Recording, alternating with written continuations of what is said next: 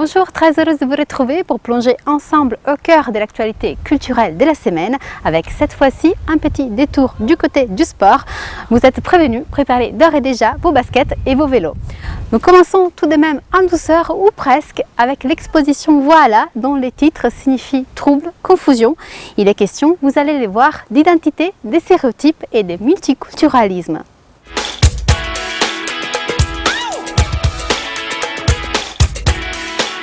À quoi vous attendez-vous lorsque vous vous apprêtez à découvrir les travaux d'un artiste africain exposant en Europe?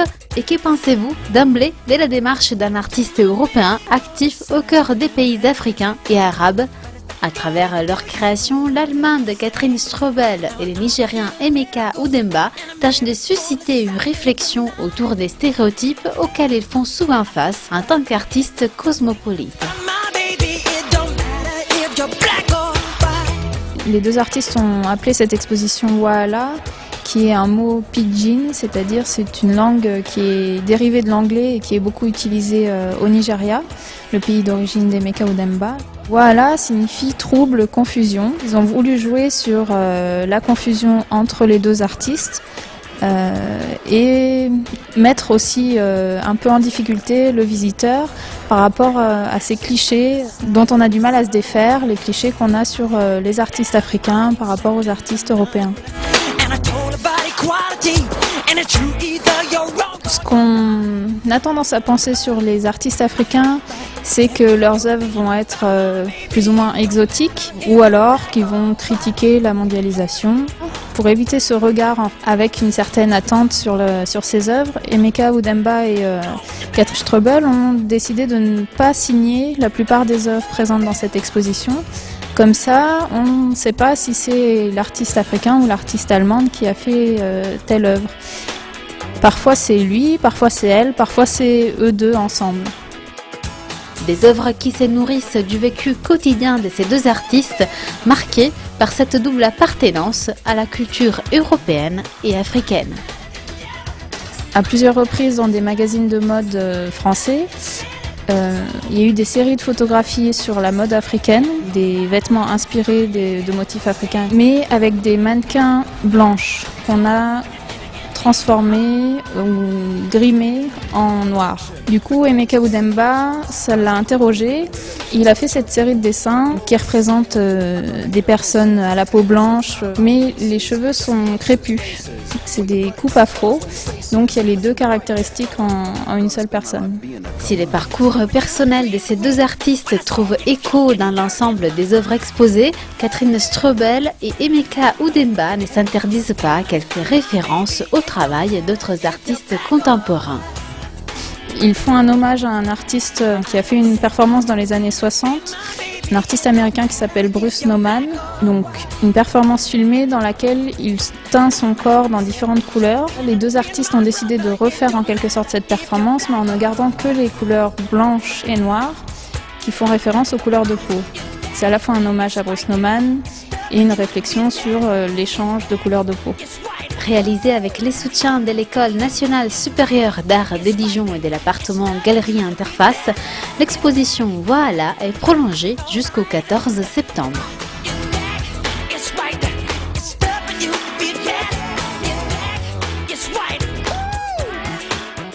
C'est enfin ce week-end que le musée des Beaux-Arts réouvrira ses portes suite à des travaux de rénovation qui ont permis, entre autres, d'en agrandir les salles et de déployer progressivement de nouveaux parcours. Pour célébrer cet événement, de nombreuses initiatives auront lieu tout au long de la journée du samedi 7 septembre, de 10h30 à minuit, quand s'achèvera les bals masqués qui se tiendra place de la Libération. Au programme de cette journée festive, des spectacles médiévaux, de la musique folklorique ou encore une parade des musiciens, acrobates et comédiens qui fait écho au retour des Pleurants suite à une tournée internationale qui a connu un franc succès, que ce soit à New York, à Berlin ou encore à Bruges, comme en témoigne ce reportage signé Jonathan Singai.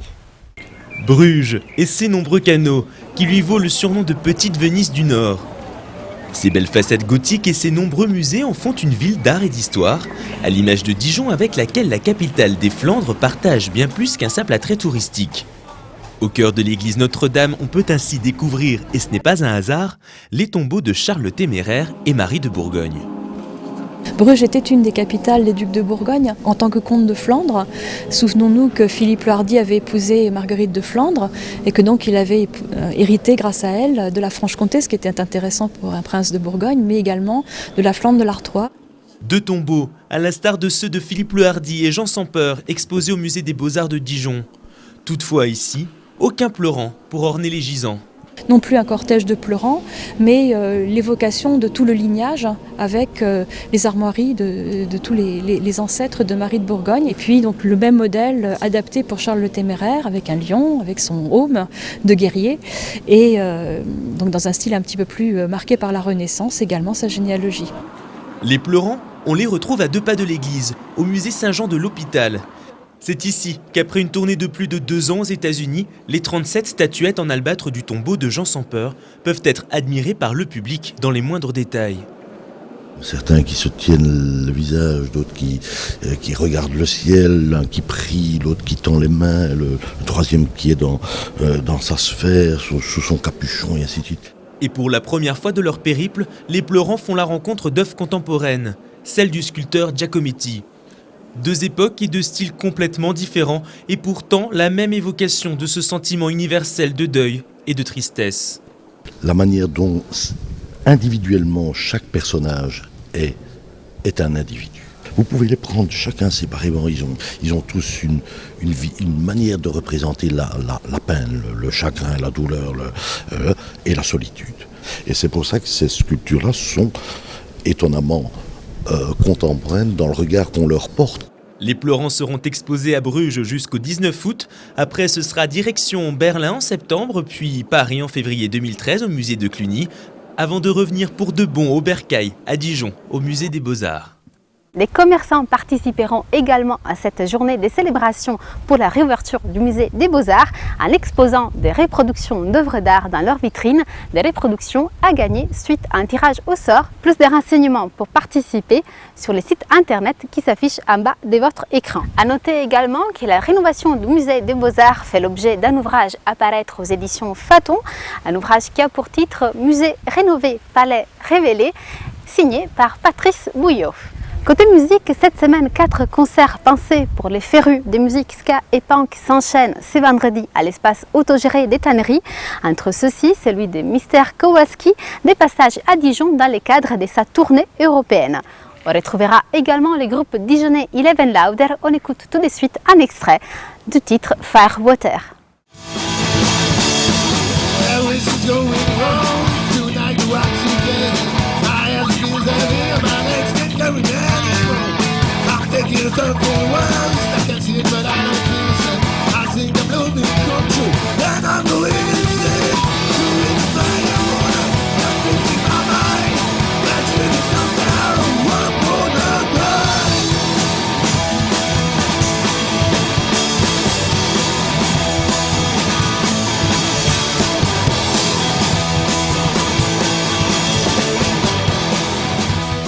Autre concert à l'affiche cette semaine, celui de la fanfare du comptoir des Fous à la péniche Cancale, l'occasion de revivre ces rythmes inoubliables qui faisaient jadis bouger la Nouvelle-Orléans.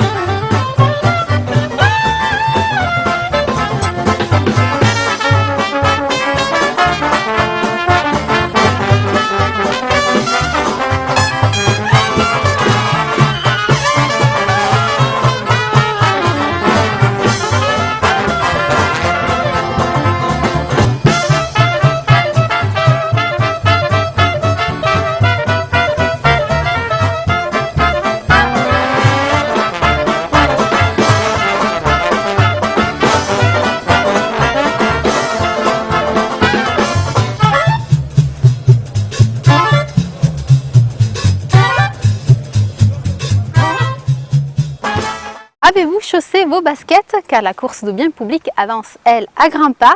Et comme chaque année, de nombreuses initiatives viendront ponctuer cet événement qui rassemble en moyenne 2000 concurrents. Pour nous motiver en vue de cette performance, on revient en images sur l'édition 2012, images signées par Florent Custodio et Jérémy Gauthier. Derrière Jérémy, hein. Allez, bon courage, on est chaud là. Parfait.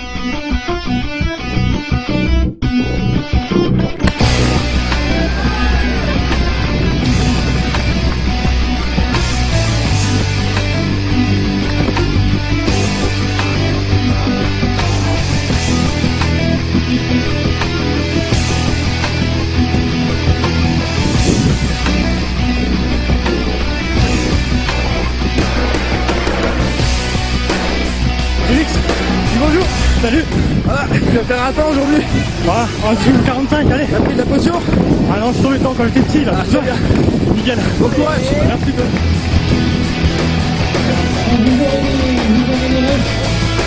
Sur vous TV à partir de mardi, vous pourrez vous apercevoir lors de ce semi-marathon. J'ai un peu soif quand même. Mais c'était bien à faire, à tester, à essayer vraiment. Mal partout, mal au mollet. Il faut tenir le rythme tout le long, c'est ça qui est pas évident. Pas partir trop vite surtout parce qu'il y a vraiment des élites devant. C'est pas pour rien qu'ils s'appellent élite. Et sinon ça se fait même pour les débutants, je pense que ça se fait. Je vais aller boire un petit coup quand même. Face à cet événement consacré à la course à pied, les passionnés des vélos ne seront pas déçus car le lendemain, c'est le Dijon Vélo Tour qui s'emparera des rues de la ville. Un événement à la fois sportif et culturel car il est question, édition après édition, de découvrir des lieux tant incontournables qu'insolites lors d'un parcours pensé pour toute la famille. Cette année, les enfants pourront s'adonner au laser game, au baby-foot humain ou encore s'essayer aux cartes à pédales. Histoire de nous mettre dans l'ambiance, je vous propose de revenir sur l'édition 2012.